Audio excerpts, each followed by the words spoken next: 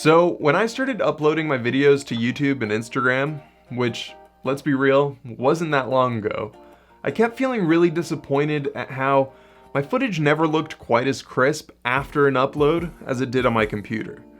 Now, the difference was never that large, it would never stop me from uploading, but somewhere along the way from when I took the footage off my camera and put it up on YouTube, just a little bit of that clarity and detail that I initially had would be lost. At first, I just blamed YouTube and Instagram's compression, which I'll tell you right now is the main reason for it.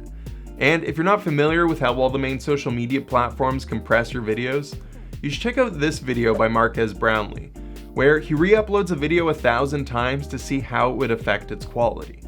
However, what I've been learning over time is that a lot of it was just my own fault, and I was actually sabotaging my own videos by not learning how to minimize that compression myself. Now, I'm not claiming that I know all the secrets, I'm not a professional video editor, and I know that the file on my desktop will forever look better than it does after I upload it for you guys to see. However, I've compiled a list of tips that I've picked up from others that have helped me boost the quality of my uploads to a point where I'm finally happy with them, and I feel like some of you guys might not even realize that your video quality could be higher, whether you're uploading to YouTube, Instagram, TikTok, or anywhere else. So today, I want to share with you guys my process from start to finish. Step 1, the sequence. So step 1 is making sure that we start with the correct sequence settings. And the sequence is like the canvas that we're painting on, and depending on how we set it up will determine how our final product will look, so it's important to set yourself up for success. Now, this is a very basic step, but there is one thing here that I do a little bit differently. So if I open Premiere and start a new project, the first thing I want to do is go to File, New, and Sequence. Instead of using one of these presets, I'd recommend quickly making your own, and you can do that by clicking Settings right up here. We're going to set our editing mode to custom for our custom preset, and then start by deciding what frame rate we want our final video to have. In most situations, you'll want the frame rate to be the same as what it was when you shot your footage. There are a few exceptions to this, but as a starting point, I would recommend you stick to this rule. If you don't remember what frame rate you used and want to double check, you can do that by right-clicking on your file, selecting Properties, and clicking on the Details tab. And there you go. The clips that I'll be working with were shot on a GoPro and were at 29.97 frames per second, so I'll select that. Then we have to choose the resolution or size of our sequence, and this is the first thing that I learned to do a little bit differently. If I'm going to be posting on YouTube, I always make the size of my frame 3840 by 2160, which are the most common dimensions for consumer 4K video. Now, I set up my sequence to be 4K no matter what the actual resolution of my video clip is, and I'll explain why in just a minute. If you're not posting to YouTube and only posting to Instagram or TikTok, you could set this to 1080p instead, which would make your file size a lot smaller, or you can just go overkill and go 4K anyways. Quick tip, if you're planning on making a vertical video, all you have to do is switch these two numbers around and put the larger number as the height, which will make your frame vertical instead of horizontal. The rest of your settings should be the same, but if they aren't, you can change them to match what I have here. You also don't have to worry about video previews, and you can leave them where they are. When you're all done, you can then save your sequence settings here, so you can use them as a preset in the future. Okay, so we got our sequence set up. Now let me explain why I set the sequence to 4K, even if my footage is in a different resolution. Step 2, the edit.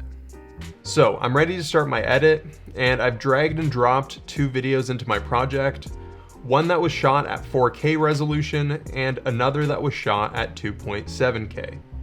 I'll take the 4K video first and drop it into my timeline, and it matches the size of my canvas, so it looks great. But if I shot my video in 2.7K or 1080p resolution and I drop that into my timeline, it appears to be too small for my canvas, which makes sense. It's not a 4K clip. Well, to fix this, all you have to do is find the scale effect and scale up the size of your video until it fits within that frame. now you have a 4K video, which may not have the quality of a real 4K video, but it will still be 4K size.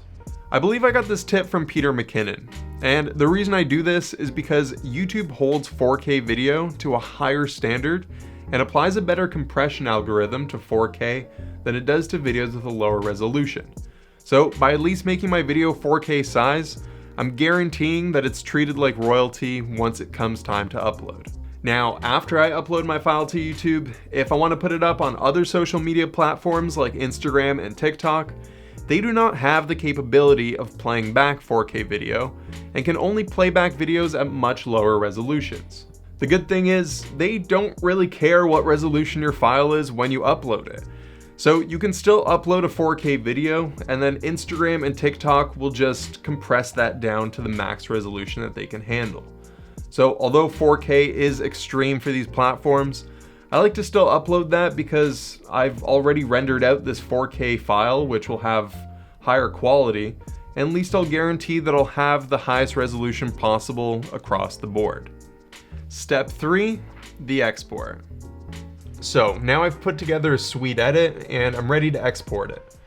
I go to File, Export, and Media, and that opens up the export window. Now, this is a step that I personally used to ignore. I used to just click on this match sequence settings button and I would assume that Premiere knew what was best for my video. However, if you want the best quality possible, you don't want to do that. Here are the export settings that I use. The format I set to H.264. As a starting point, you can select the preset that says match source high bitrate. We are going to make some changes though. Next, it's important to name your file and determine where it's going to save to. I'm just going to call it high quality test. Then make sure that export video and export audio are checked. Next, under the video tab, double check that the width and height of your sequence are still the same as what we set at the beginning. Your frame rate should also be the same as what you chose at the start, and the field order and pixel aspect ratio should be the same as mine.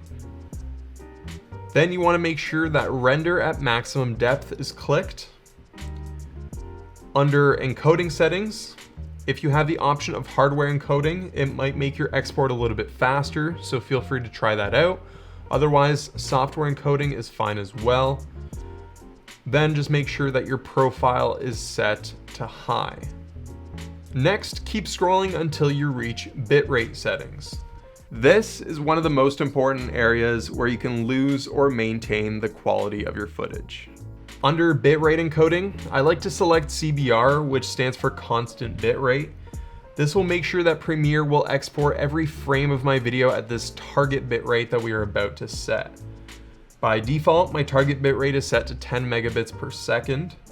I'm going to crank this up all the way to 100. Again, this is overkill, and as you can see, my estimated file size at the bottom drastically jumped up.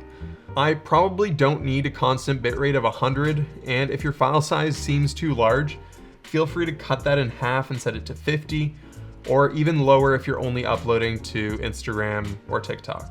If I'm uploading to YouTube though, I like to keep it at 100.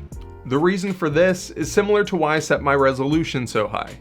And by cranking up my bitrate, when it comes time to upload and YouTube wants to compress my video down, by starting with such a high bitrate, what we're left with is still a high quality image. Finally, make sure that this use maximum render quality button is checked, and you're good to go. You can export your video. And then, the upload. The final step is to upload your video, and I have a few tips to minimize compression during this process.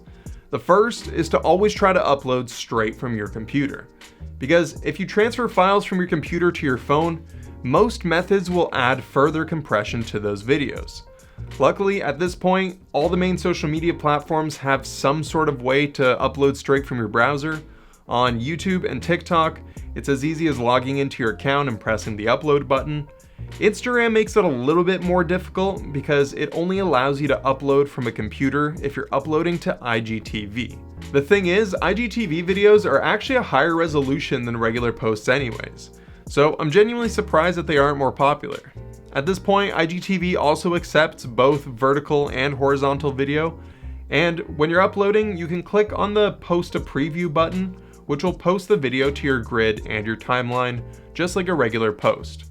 Yes, your videos do have to be over a minute long to post them to IGTV, but if your video is shorter, a way around this is to just duplicate the video in your editing software to loop it until you pass the 1 minute mark.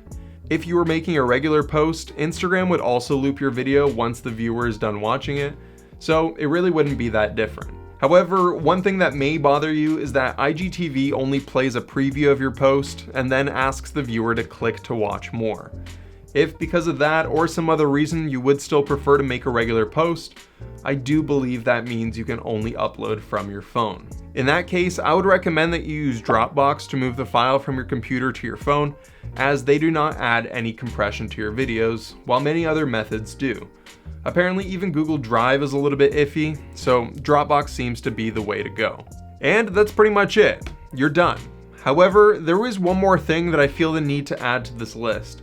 And that's that the number one thing you can do in order to get a high quality upload is start with high quality footage.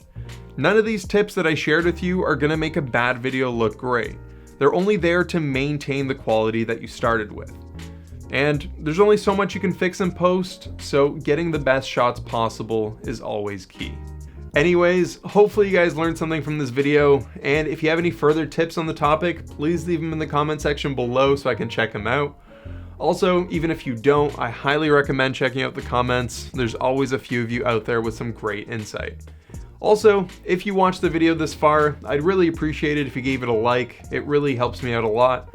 Subscribe if you want more content. I have a lot more coming for you guys soon. And I'll see you guys in the next one. Peace.